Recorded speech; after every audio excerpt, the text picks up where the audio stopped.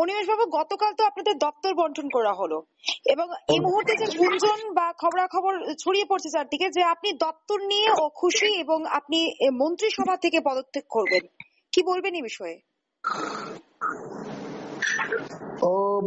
এখন পার্লামেন্ট ইলেকশনের সময় এবং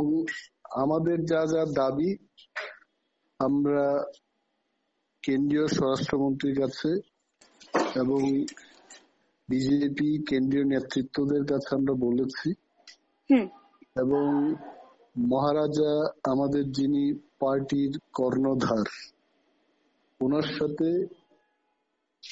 ভারতের স্বরাষ্ট্রমন্ত্রীজির কথা হয় আজকে সকালবেলায় এবং উনি আশ্বস্ত করেছেন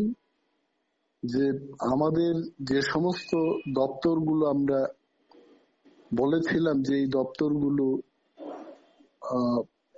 মাধ্যমে আমরা মানুষের কাজ করতে পারবো, গ্রামীণ মানুষের জন্য কাজ করতে পারবো, এইগুলো পার্লামেন্ট ইলেকশনের পরেই একটা বিগ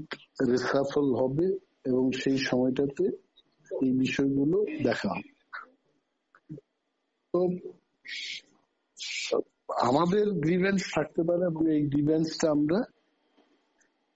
যে জায়গাটাতে আমাদের বলা উচিত আমরা বলেছি এবং আপাতত আমাদের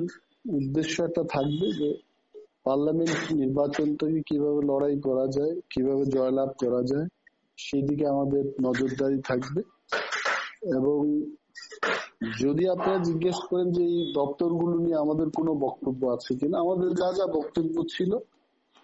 আমরা ভারতের হোম মিনিস্টার এবং বিজেপি কেন্দ্রীয় নেতৃত্বদের কাছে আমরা বলে দিয়েছি।